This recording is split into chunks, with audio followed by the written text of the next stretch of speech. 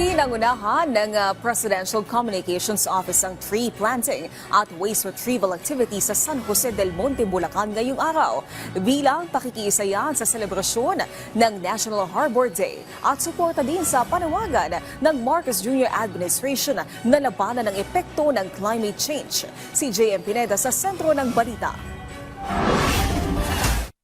Nitong mga nakarang araw, kahit ang Metro Manila ay hindi na pinapalagpas ng mga baha, hanggang tuhod ang hinaabot at nilulubog ng tubig.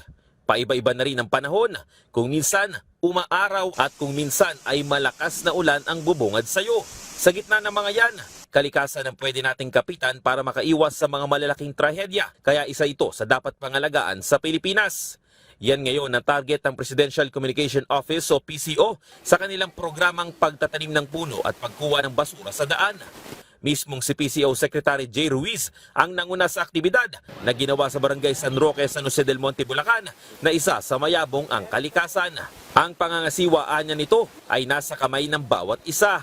Una, yung responsibilidad ng bawat mamamayang Pilipino na malinis.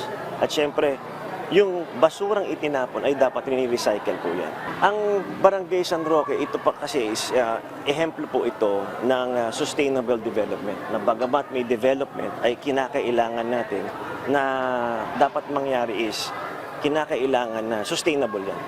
Na dapat pangalagaan. Ang pagtatanim naman ng mga bagong puno ay pagpapakita ng kahalagaan sa ating likas na yaman at pagsugpurin sa climate change na nagdudulot ng mga trahedya. Kung kaya't ngayon pa lang, ang pagtatanim ng puno ay napakahalaga. Kunwari, tayo, sabay-sabay tayo, bawat isa sa atin magtanim ng puno, 110 million Filipinos sabay-sabay. Nakikita natin yung epekto niyan dahil lilinis ang hangin natin, magkakaroon tayo ng shade at marami pang iba. Binigyang din rin ito na dapat ang mga Pilipino ay pahalagahan ng kalikasan kung saan ito rin ang kayamanan ng Pilipinas. Bukod kasi sa paglaban sa climate change, daan rin ito para palakasin ang food security sa bansa. Minsan, hindi natin po pinapahalagahan na pwede pala natin itong gawing natural resource. Magtanim ka dyan, makukuha mo yung pagkain mo dyan. Sa araw na ito, ipinapakita natin po yung kahalagahan ng ating kalikasan. Isa rin daw ito sa gusto ni Pangulong Ferdinand Marcos Jr. na protektahan pa at payabungin ang kalikasan dahil parte ito ng sustainable development na target ng kanyang administrasyon.